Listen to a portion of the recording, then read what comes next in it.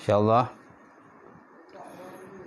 kita buka kuliah subuh kita pada pagi ini dengan kita sama-sama membaca Ummul Kitab ila hadratin Nabi Muhammadin Mustafa Rasulullah sallallahu alaihi wasallam wa ala alihi kiram ashabi ridwan masyaallah. Al-Fatihah. A'udzubillahi minasyaitonir rajim. Bismillahirrahmanirrahim. Alhamdulillahirabbil alamin. Ar-Rahmanir Rahim. Maliki yaumiddin. Iyyaka na'budu wa iyyaka nasta'in. Ihdinas siratal mustaqim. Siratal ladzina an'amta 'alaihim ghairil maghdubi 'alaihim waladdallin. Amin. Assalamualaikum warahmatullahi taala wabarakatuh. Alhamdulillahirabbil alamin. Wa bihi nasta'in ala umuri dunya waddin wa ala alihi wa sahbihi ajma'in. Qala Allah Subhanahu wa ta'ala fi kitabil azim ba'da auzubillahi minasyaitonir rajim. Bismillahirrahmanirrahim. Yarfa'illahu allazina amanu minkum wallazina utul ilma darajat. Maksudnya Allah Subhanahu wa ta'ala mengangkat orang-orang yang beriman dan berilmu akan beberapa derajat. Wa qala Nabi sallallahu alaihi wa ala alihi wa sahbihi wa baraka wa sallam, la yu'minu ahadukum hatta akuna habba ilaihi min walidihi wa waladihi wa nasi ajma'in. Kama qala Rasulullah sallallahu. Maksudnya tidak sempurna iman salah seorang daripada kamu sehingga aku lebih dikasihi, melebihi kasihnya pada ayahnya, melebihi kasihnya pada anaknya, dan melebihi kasihnya kepada manusia semuanya. Nawaitu ta'alluma wa ta'lim wa tazakkura wa tazkir wa nafa'a wa intifa' wal ifadatu wa istifadah wal hasa ala tamassuki bi kitabillahi wa sunnati rasulih wa du'a ilal huda wa dalalatu ilal khairi ibtigha'a mardatihi wa qurbihi wa sabatihi subhanahu wa ta'ala. Alhamdulillah, khabar tuan-tuan dan puan muslimin muslimat bahagia. Doakan tuan-tuan semua berada dalam kesihatan yang sihat insya-Allah dan sentiasa dipelihara keselamatan oleh Allah Subhanahu wa taala insya-Allah. Jadi pada pagi ini kita akan menyambung tafsiran surah Yasin dan kita sudah berada di ayat yang ke berapa ya? Kita lihat ayat ke berapa? Ayat ke-53 insya-Allah.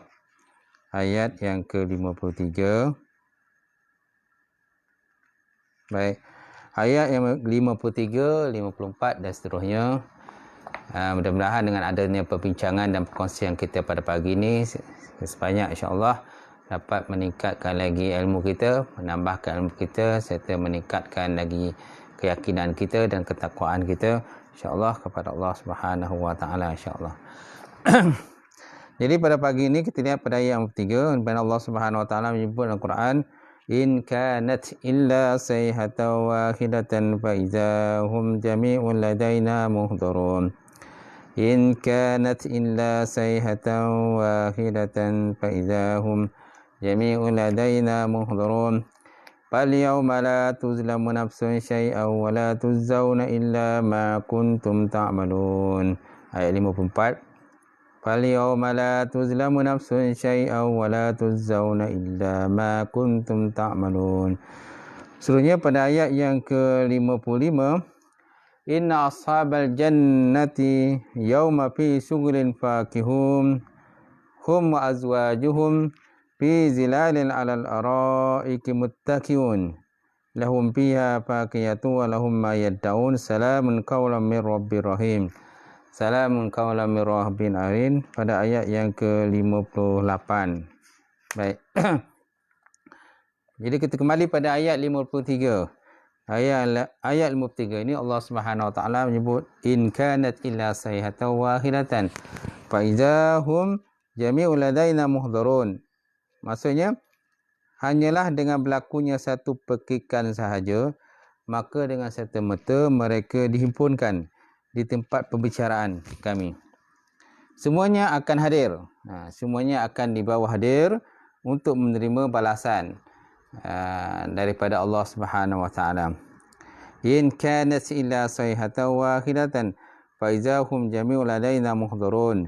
Hanyalah tidak lainlah melainkan ianya satu pekikan. Hanya saja merupakan satu pekikan sahaja. Faiza hum, maka tiba-tiba mereka itu semuanya dihimpunkan, dihadirkan di hadapan Allah Subhanahu Wa Taala.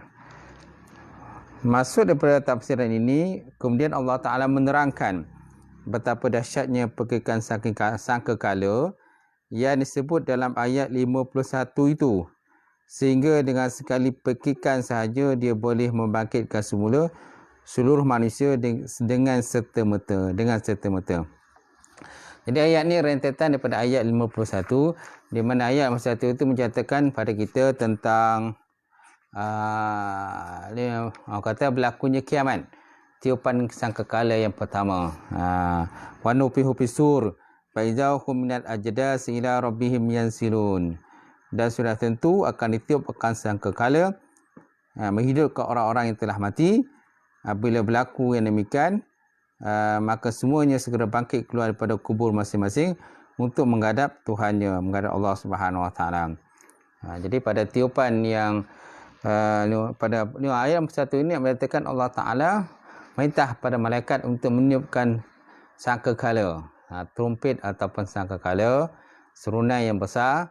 Dengan tiupan tadi maka dibangkitkan segala manusia-manusia yang telah pun mati, sama ada semenjak daripada Nabi Adam AS sehinggalah kepada umat baginda Rasulullah SAW, semuanya dibangkitkan dan diarahkan untuk berhimpun di pada mahsyar.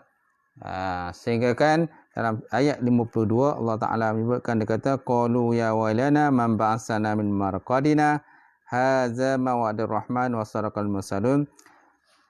Sehingga ada di kalangan mereka berkata, terutamanya orang yang kafirlah, mereka berkata man ba'atsana min marqadina, ya wailana man ba'atsana min marqadina, hai celakanya kami, siapakah yang membangkitkan kami daripada tidur kami. Jadi inilah kata-kata yang diucapkan, dan sebagai ulama dia kata merupakan kata-kata daripada orang kafir yang mereka tidak sangka bahawa mereka akan dihimpunkan. Mereka ingat hanya adanya sesaan dalam kubur maka berakhirlah. Bila dah habisnya sesaan kubur maka berakhirlah, tidak ada hari kiamat.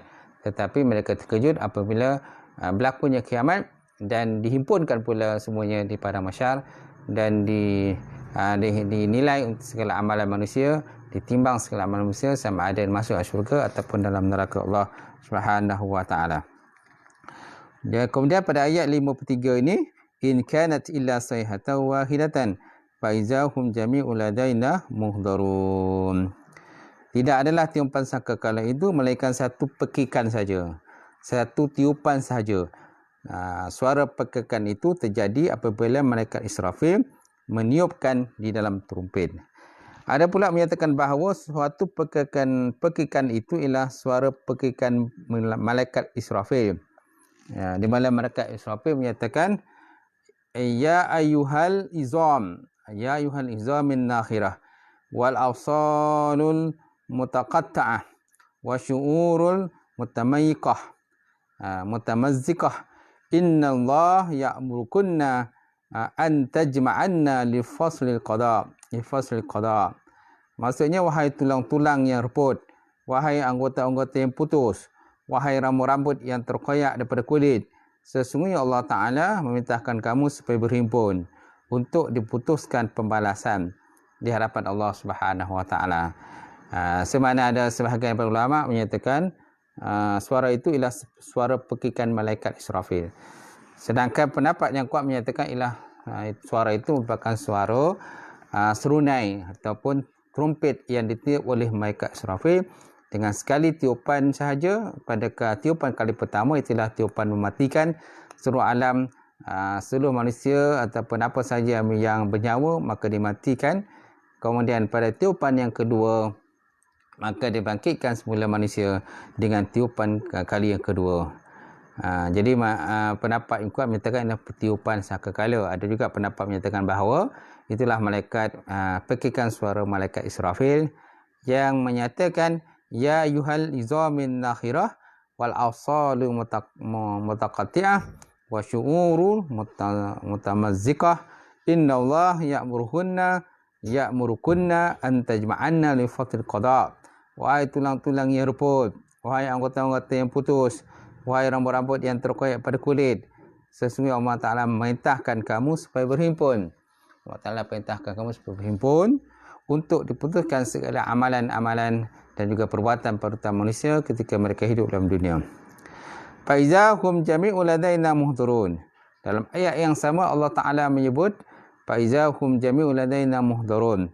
Hanya dengan satu pekikan sahaja, maka dengan serta-merta mereka dihimpunkan ke tempat perbicaraan kami. Semuanya di bawah hadir untuk menerima balasan. Maka tiada seorang pun yang tertinggal dan tidak hadir. Masya Allah tuan. Tidak ada seseorang pun yang absen. Tak ada seorang pun yang tidak hadir. Tak ada seorang pun yang boleh menyembunyikan diri daripada dihimpunkan di hadapan Allah Subhanahu Wa Taala. Kerana kehadiran pada hari itu adalah kehadiran yang dipaksa. Ijbari. Kehadiran dipaksa bukannya kehadiran ikhtiari. Yakni berhak memilih. Ke antara nak berhimpun ke, tak nak berhimpun ke. Dia bukan kehadiran ikhtiari. Bukan kehadiran pilih. Nak hadir boleh, tak nak hadir boleh. Bukan kehadiran macam tu. Tetapi kehadiran ijbari, kehadiran yang dipaksa, yang disuruh oleh para malaikat, yang mana semuanya manusia dengan taat dan patuh kepada perintah Allah Ta'ala hadir. Manusia dan jin semuanya akan dikumpulkan di hadapan Allah Ta'ala. Dan perhimpunan itu ialah perhimpunan yang dipaksa, yang tidak boleh tidak ada tempat untuk menyembunyikan diri, tidak ada tempat untuk melarikan diri. Semuanya akan dihimpunkan di hadapan Allah Subhanahu Wa Taala. So, apakah pengajaran pada ayat yang ke-53 ini? Nak menyatakan pada kita mudahnya urusan kiamat bagi Allah Subhanahu Wa Taala. Jadi urusan kiamat ini mudah bagi Allah. Sebagaimana Allah Taala menjadikan langit dan bumi ini amat mudah bagi Allah. Penciptaan kali pertama adalah mudah bagi Allah. Apalagi ada pula penciptaan kali yang kedua.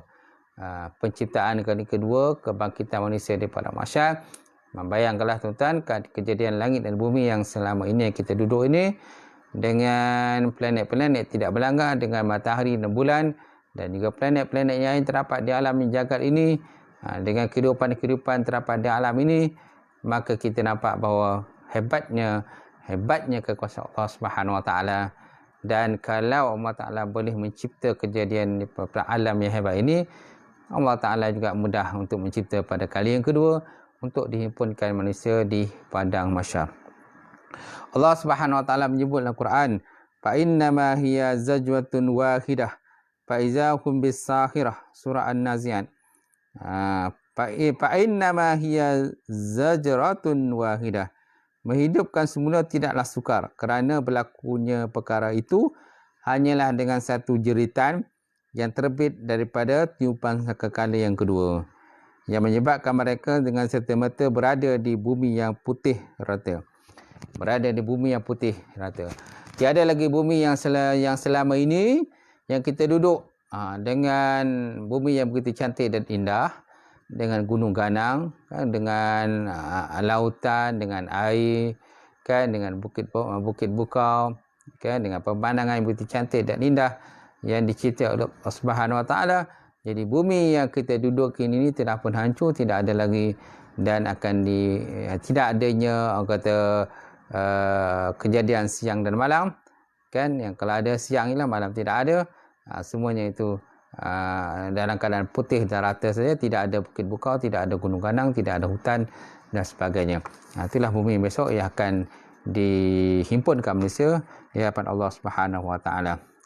Allah Taala juga menyebut dalam Quran, dia kata wa ma amrus sa'ah illa kalamhil basar wa huwa aqrabu.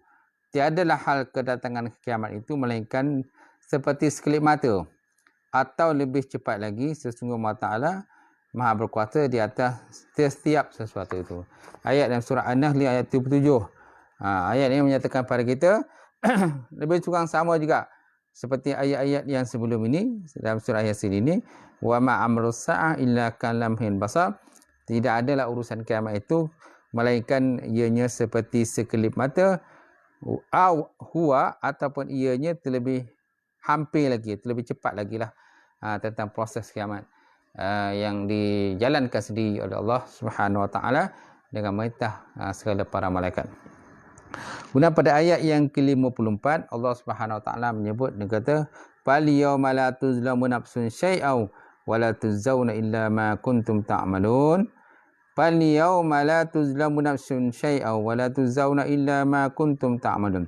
Maka pada hari itu tidak ada seorang pun yang akan diinaya sedikit pun, dan kamu pula tidak akan dibalas melainkan menurut amalan yang telah kamu kerjakan. Ini kata keterangan yang jelas daripada Allah Subhanahu Wa Taala, di mana Allah Taala mengaku bahawa pada hari kiamat itu tiada seorang pun dizalimi, melainkan menurut kepada amalan manusia ketika mereka hidup dalam dunia. Fal yauma la tuzlamun nafsun syai'aw wa la tujzauna illa ma kuntum ta'lamun. Pada hari itu tiada seorang pun yang akan diinaya sedikit pun, dan kamu pula tidak akan dibalas melainkan menurut amal yang telah kamu kerjakan. Tafsiran pada ayat ini, kemudian Allah Ta'ala menjelaskan pada hari kiamat seluruh manusia sama ada beriman ke atau kufur ke, tidak beriman, mereka akan menghadiri satu perbicaraan yang paling adil dan tiada siapa yang akan dizalimi kerana yang mengadili sendiri iaitu Allah Subhanahu Wa Taala. Jadi yang akan menjadi hakim pada hari kiamat ialah Allah Subhanahu Wa Taala sendiri, Tuhan sekalian alam. Kalau dalam dunia ni manusia yang mengadili akan perbuatan-perbuatan manusia, sama ada perbuatan itu biasanya perbuatan yang jahat lah, biasanya perbuatan jahat yang akan dioleh oleh manusia, itulah Tuhan Hakim, yang Arif Tuhan Hakim kan, dan Hakim biasanya akan mengadili dengan seadil-adilnya. Tetapi yang paling adil ialah Allah Subhanahu Wa Taala. Jadi pada hari kiamat itu setiap orang akan disempurnakan haknya. Tidak ada siapa pun yang akan dizalimi. Sebagaimana Allah Subhanahu Wa Taala menyebut dalam Quran Suratul Baqarah ayat 281, wattaqu yawman turja'una fihi ilallah summa tuwaffa kullu nafsin ma kasabat wa hum la yuzlamun. Dan takwalah oleh kamu kepada Allah Ta'ala, itulah pada satu hari yang kamu semuanya kembali kepada Allah. Summa tuwaffa kullu nafsin ma kasabat, kemudian disempurnakan tiap-tiap apa-apa yang telah mereka manusia usahakan ketika hidup dalam dunia. Wahum la yuzlimun, dan mereka juga tidak akan dizalimi. Jadi hakimat itu tiada siapa pun yang akan dizalimi, malahan semuanya akan dibicarakan, melainkan orang-orang yang telah ditentukan Allah Ta'ala, tidak ada yang tidak perlu dibicarakan. Seperti ada satu orang mengatakan ada 70,000 umat baginda Rasulullah SAW yang masuk syurga tanpa dihisap.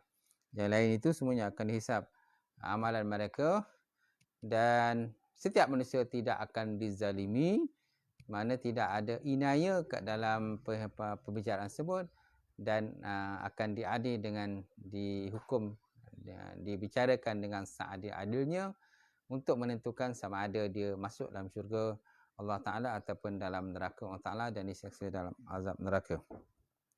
Kerana Allah Ta'ala menyebut dalam Quran, wala tuzzauna illa ma kuntum ta'malun, wala tuzzauna illa ma kuntum ta'malun, dan kamu pula tidak akan dibalas melainkan menurut amal yang telah kamu kerjakan. Semua amalan baik dan buruk akan ditimbang. Ditimbang dan dibalas oleh Allah Subhanahu Wa Ta'ala. Allah Ta'ala menyebut dalam surah Al-Anbiya ayat 47, wa tada'ul mawazinul qista liyaumil qiyamah fala tuzlamu nafsun syai'a wa in kana misqala habbatin min khardalin atainaha biha wa kafa bina hasibin. Dan ingatlah kami akan mengadakan neraca timbangan yang adil untuk menimbang amal makhluk-makhluk pada hari kiamat, maka tidak ada diri sesiapa pun akan terinaya sedikit pun. Dan jika amalnya itu, walaupun amalnya itu sebesar satu biji sawi, tuan-tuan, walaupun amalan mereka itu sebesar biji sawi sekalipun, Ataina biha, nescaya kami akan mendatangkan untuk ditimbang dan dihitung. Walaupun sebiji sawi sekalipun sangat kecil dan sangat halus, semuanya akan dihitung dan ditimbang di hadapan Allah Subhanahu Wa Taala. Wa kafa bina hasibin, wa kafa bina hasibin, dan cukuplah kami sebagai penghitung. Baik, apakah tafsiran pengajaran pada ayat ini? Antaranya ialah hari kiamat ialah hari hitungan amal ialah benar dan pembalasan pada hari kiamat adalah adil. Sifat zalim mustahil bagi Allah. Wama di mana Allah Taala sebut dalam Quran, tiadalah aku menzalimi. Tiadalah aku menzalimi akan mana-mana hamba. Tidak ada seorang pun yang akan dizalimi Allah Subhanahu Wa Taala. Malah semua akan dibicarakan dengan adil. Kalau dalam dunia ni ada manusia yang tidak berpuas hati dengan manusia yang lain. Contohnya manusia, contoh si B tidak puas hati dengan si A kerana si A telah menganiaya dia. Jadi si B tidak sempat untuk membalas ataupun tidak mampu untuk membalas si A yang telah melakukan inaya ataupun fitnah kepada dia. Maka di akhirat besok, maka si B dibenarkan untuk membalas si A kerana sebagai timbal balik di atas perbuatan yang telah dilakukan oleh si A terhadap si B. Itu juga ada satu riwayat menyatakan bahawa kambing yang tidak bertanduk akan dihidupkan semula. Mesti ingat dengan kambing bertanduk akan dihidupkan semula. Maka kambing tidak bertanduk tadi, maka dibenarkan untuk menjalankan kisos atau pembalasan terhadap kambing si B yang bertanduk yang telah menanduknya pada ketika hidup dalam dunia dahulu. Di mana setiap manusia yang telah diinaya di dunia dahulu semuanya diberikan peluang, diberikan peluang oleh Allah Subhanahu Wa Taala untuk membalas kejahatan-kejahatan yang pihak yang lain yang telah menginayanya. Jadi tak usahlah kita risau tentang bagi sesiapa yang telah dizalimi ketika hidup dalam dunia ini. Tak perlulah mereka risau kerana kalau dalam dunia ini mereka tak mampu untuk membalas orang-orang yang telah menganiayakan dirinya, yang telah menjahanamkan diri dia, kan, maka di akhirat besok mana-mana pihak yang telah dizalimi, maka mereka juga ada peluang lah untuk membalas pula terhadap pihak yang telah menzalimkan akan diri dia ketika hidup dalam dunia dahulu. Itulah orang kata kehebatan ataupun suasana yang berlaku pada hari kiamat tersebut, di mana semuanya akan dihimpunkan di hadapan Allah Subhanahu Wa Taala, di mana riwayat menyatakan matahari sangat dekat di atas kepala, sehingga bercucuranlah akan ada riwayat menyatakan ada matahari, kan, ada riwayat menyatakan ada panas matahari, kan. Tetapi dalam syurga tidak ada matahari. Ada yang mengatakan tidak ada matahari dalam syurga. Wallahu alam. Kan? Jadi sedangkan di pada masyarakat itu ada matahari. Matahari yang sangat panas, yang jaraknya singkal di atas kepala, dan dengan itu maka manusia akan berenang di atas dalam peluh mereka sendiri. Ada yang peluh sampai ke buku lali, ada peluh yang sampai ke lutut, ada peluh yang sampai ke pinggang, ada peluh yang sampai ke dada, ada yang peluh sampai ke hidung, dan ada yang tenggelam dalam peluh mereka sendiri. Inilah orang kata suasana keadaan yang dahsyat yang berlaku pada hari kiamat tersebut, dan masing-masing tidak akan diinaya melainkan di atas apa yang telah mereka lakukan ketika mereka hidup dalam dunia. Kalau orang itu, seorang itu sangat zalim, suka menzalimi orang lain, banyak orang yang dia telah zalimi. Jadi pada akhirat besok, maka orang-orang yang dia telah zalimi akan datang untuk menuntut semula kepada dia untuk melakukan pembalasan pula terhadap diri dia kerana dia telah menzalimi orang lain ketika mereka hidup dalam dunia dahulu. Dia hidup dalam dunia. Itulah tentang dua ayat yang kita dapat berkongsi pada pagi ini. Mudah-mudahan dua ayat yang kita berkongsi pada pagi ini sikit sebanyak akan menambahkan ilmu kita, menambahkan lagi iman, takwaan kita kepada Allah Subhanahu Wa Taala, dan sama-samalah kita beramal dengan amalan-amalan yang soleh sebagai bekalan kita untuk kita menuju ke hadapan Allah Subhanahu wa taala nanti. Auzubillahi minasyaitonirrajim. Bismillahirrahmanirrahim. Alhamdulillahirabbil alamin wassalatu wassalamu ala asyrofil mursalin wa ala alihi washabbihi ajmain. Allahumma zidna ilman nafi'a wa yaqinan sadiqan wa 'ilman mutaqabbala wa rizqan halalan mubarakatan katsira. Wasi'an fatai alim wa lana qulubana bi nuri ma'rifataka wa ta'ala arifin. Ta'assana bi izzatil jabarut wa tasamna bi izzatil malakut wa tawakkalna ala hayyil ladzi la yamut. Allahumma asrif anna hadzal waba wa qina syarra rada wa najina minat ta'ni wa dhunubi. Bilutika ya latif ya khabir. Innaka ala kulli syai'in qadir. Allahumma inna na'udzubika min azabil qabri wa min azabil nar wa min fitnatil mahya wal mamat wa min fitnatil masiihid dajjal. Ya muqallibal qulub sabil qalbi ala dinika wa ta'atih. Ya muqallibal qulub sabil qalbi ala dinika wa ta'atih. Ya muqallibal qulub sabil qalbi ala dinika wa ta'atih. Rabbana atina fid dunya hasanah wa fil akhirati hasanah wa qina azabannar. Subhana rabbika rabbil izzati amma yasifun wa salamun alal mursalin. Alhamdulillah Rabbil Alamin. Qabbalallahu minkum.